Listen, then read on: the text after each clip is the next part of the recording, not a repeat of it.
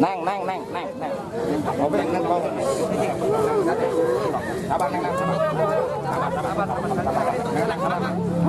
Ada keluarga di sana. Oh, itu keluar. Kursi.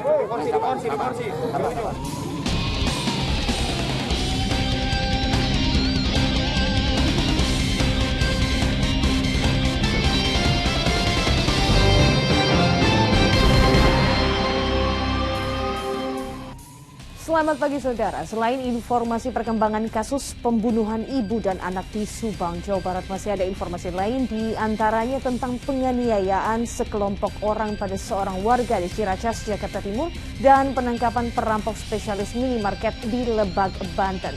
Langsung saja kita jelang booster selengkapnya, saya Aziza Hanum.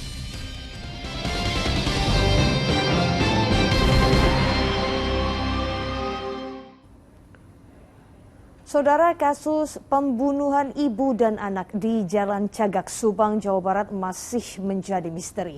Setelah lebih dari 1 bulan polisi melakukan penyelidikan, belum juga ada titik terang siapa pelaku pembunuhan. Informasi terbaru, polisi memburu pengendara motor NMAX warna biru yang terekam CCTV. Agustus lalu, seorang ibu berusia 55 tahun dan anak gadisnya, Amelia Mustika Ratu 23 tahun, ditemukan tewas di bagasi mobil mewahnya di rumah korban di Kampung Ciseti, Kecamatan Jalan Cagak, Subang, Jawa Barat. Saat itu kedua korban ditemukan oleh suaminya, Yosef, 57 tahun, yang baru pulang dari luar kota. Keluarga dan kerabat korban menangis histeris.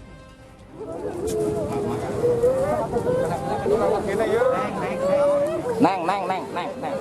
Mobil neng mau. Sabar neng, sabar. Ada keluarga di sana. Oh, itu keluar. Polisi berupaya menenangkan keluarga korban.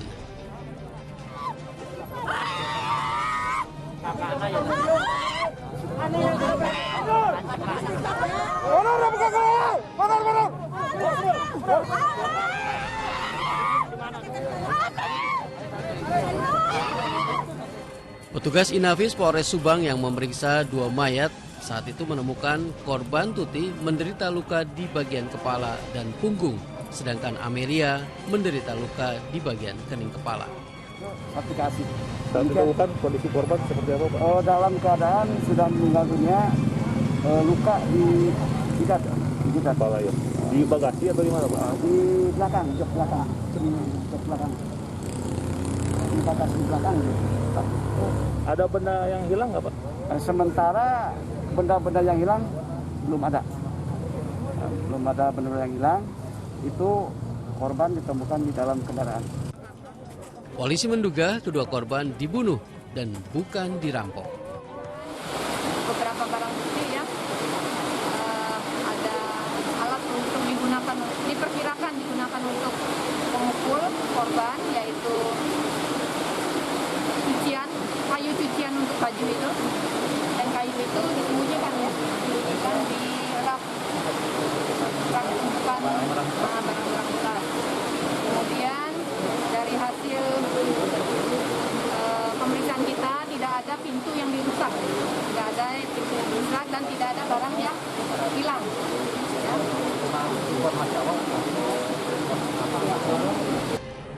Sejak peristiwa pembunuhan yang mengagetkan warga Jalan Cagak, Subang ini terjadi, kasus ini masih menjadi misteri. Hingga hari ke-40, polisi masih juga belum bisa mengungkap kasus pembunuhan ini. Kabar terakhir, polisi masih memburu pengendara motor NMAX warna biru yang diduga terkait dengan kematian kedua korban. Sementara itu, satu hal baru diungkapkan oleh keluarga korban.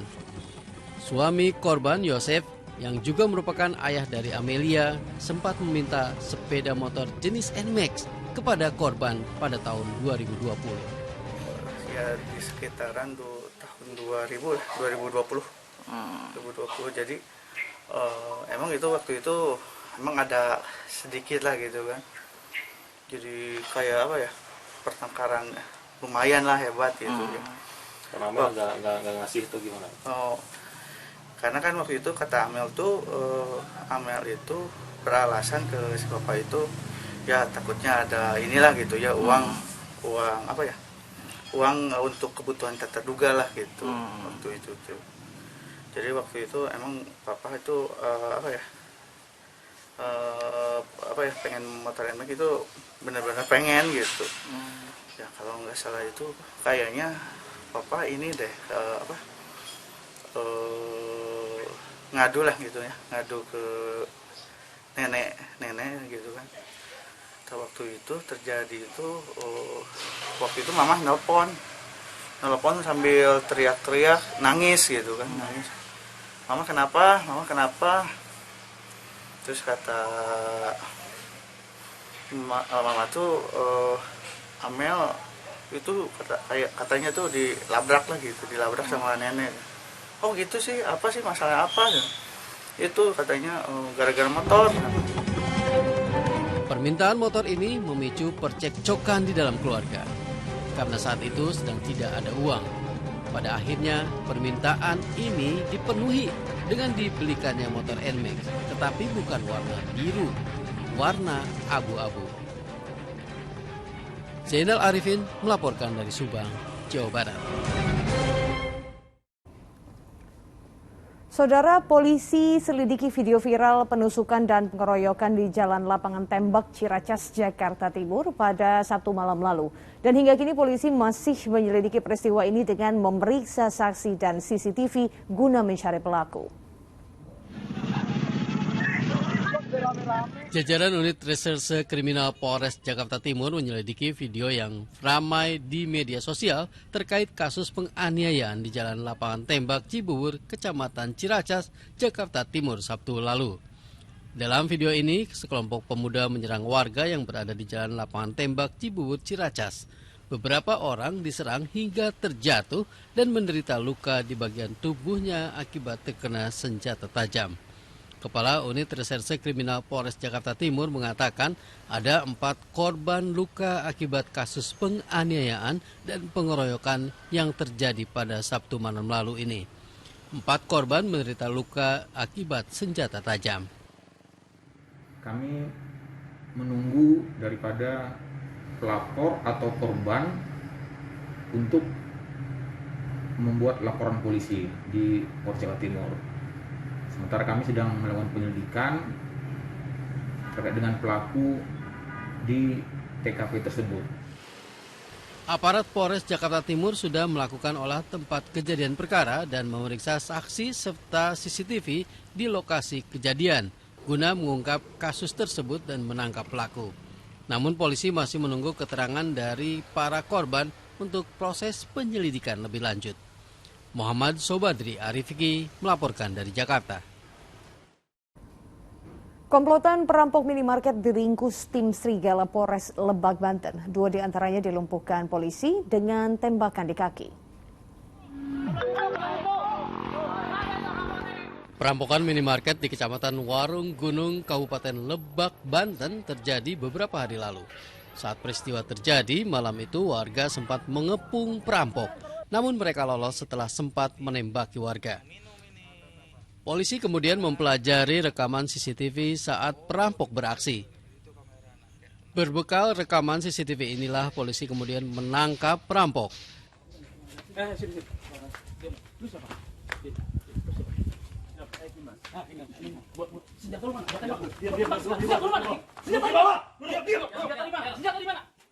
Tidak hanya di wilayah Lebak, kedua pelaku yakni DS dan DR diketahui beberapa kali melakukan aksi serupa di wilayah Jawa dan Bali.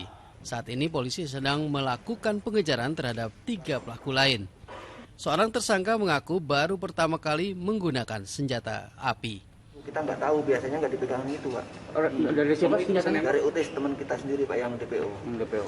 Kamu itu bisa gunain gimana itu? Latihan dulu atau gimana? Saya nggak pernah latihan, saya mau kan nembak sekali ke atas, tapi terus nggak bunyi lagi, langsung saya lompat itu aja, saya ketakutan, Pak. Biasanya nggak pakai itu? Biasanya nggak pakai, Pak. Hasil uangnya dikemanain kamu? Buat makan sehari-hari, Pak. Bener. Dibagi 5 orang itu? Iya, Pak.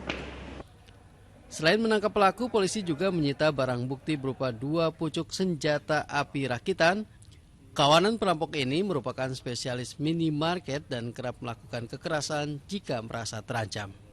Ariel Maranus melaporkan dari Kabupaten Lebak, Banten.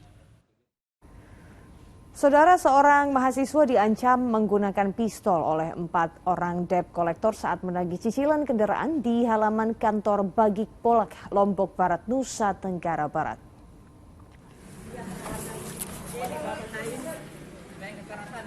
Saya tidak main kekerasan. Enggak, maksudnya. Dia yang tidak mau kooperatif.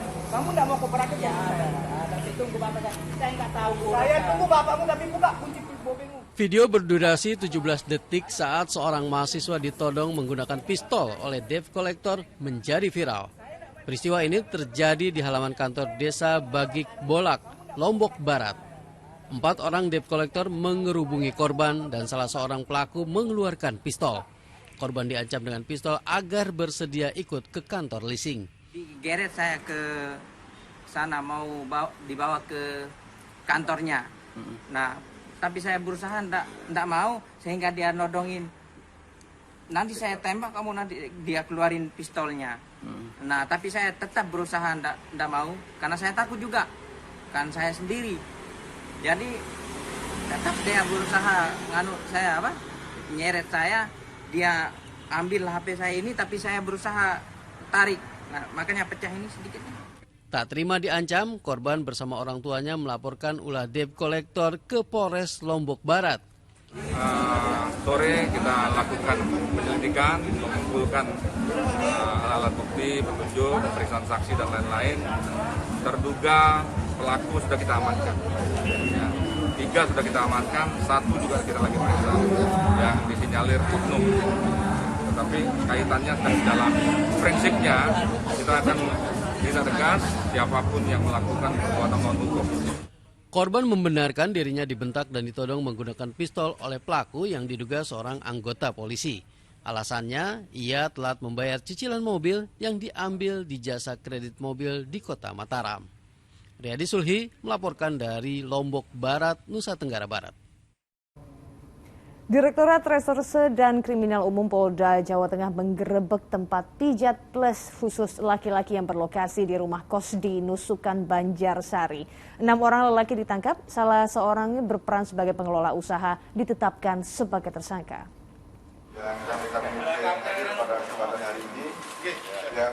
Enam orang lelaki menjalani pemeriksaan di Polda Jawa Tengah setelah ditangkap karena terlibat dalam kegiatan asusila yakni pijat plus khusus lelaki.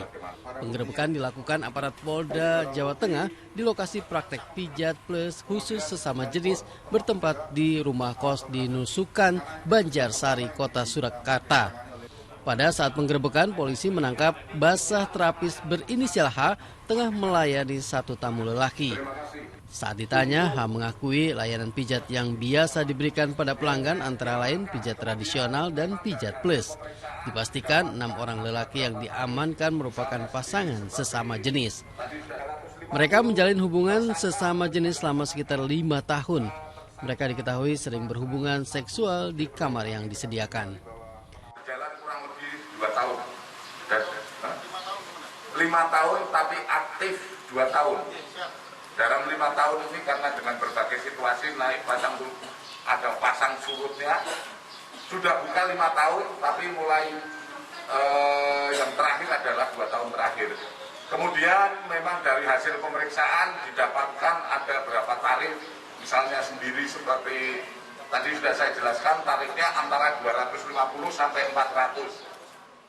Dari penggerebekan, polisi menyita obat perangsang, beberapa alat kontrasepsi, minyak zaitun, dan uang Rp300.000. Adapun cara tersangka DY menjaring pelanggan adalah memanfaatkan jaringan media sosial. Atas perbuatannya, tersangka terancam hukuman maksimal 15 tahun penjara. Agus Hermanto melaporkan dari Semarang, Jawa Tengah. Muhammad Gibran Rashid, remaja yang hilang selama 5 hari di Gunung Guntur, Garut, akhirnya ditemukan tim SAR gabungan dalam kondisi selamat. Saudara, inilah kisah orang hilang khas Buser selengkapnya.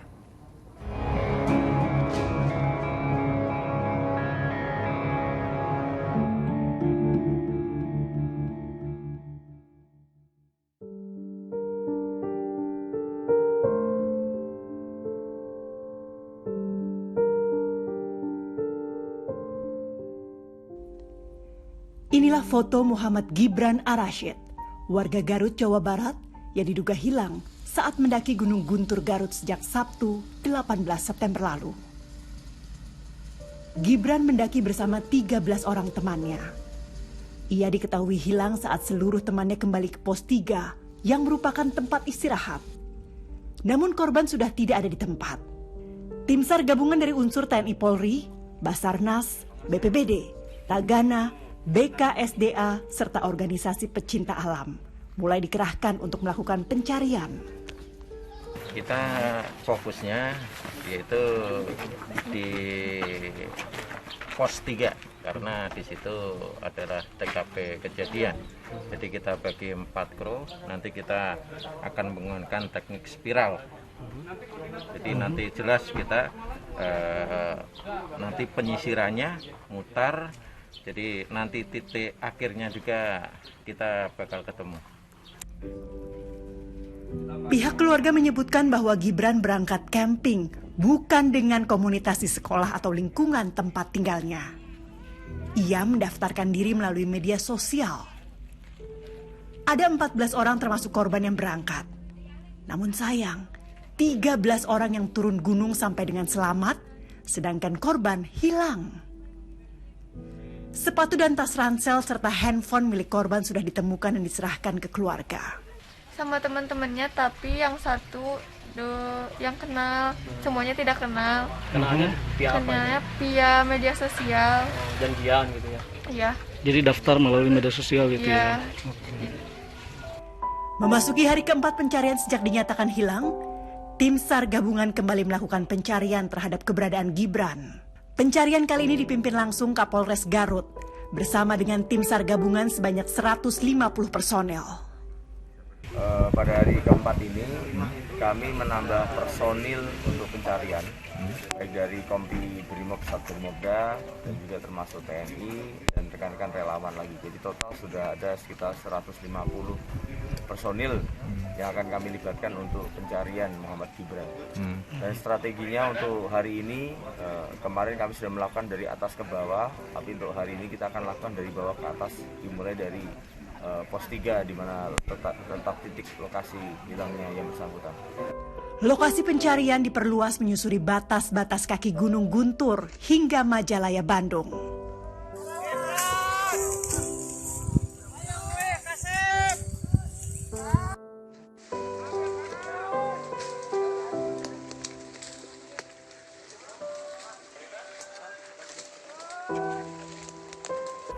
Hilangnya Gibran membuat sejumlah tetangga berempati. Mereka pun kerap menengok keluarga korban. Begitu pula dari unsur pemerintah setempat, mulai desa, kecamatan, polsek dan koramil setempat yang terus mendampingi keluarga korban di rumahnya di desa Citangtu, kecamatan Pangatikan, Garut, Jawa Barat. Semoga Gibran kembali. Setelah dilakukan pencarian selama 5 hari berturut-turut, akhirnya tim SAR gabungan berhasil menemukan Gibran dalam kondisi selamat di Curug Cikoneng atau sekira 4 km perjalanan dari pos 3 di mana korban pertama kali hilang.